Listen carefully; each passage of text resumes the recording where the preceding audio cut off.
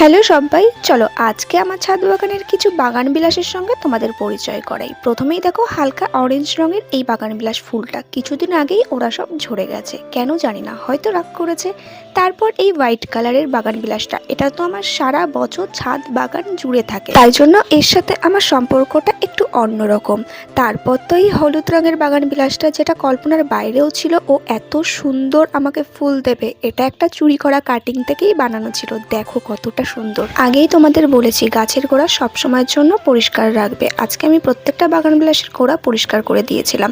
তারপর তো এই যে এই বাগান বিলাসের ফুলটা, যেখানে ডুয়েল টোনের ফুল হয়, একটা সাদা আর একটা সাদার মধ্যে এরকম পিঙ্ক কালারের, ভীষণই সুন্দর।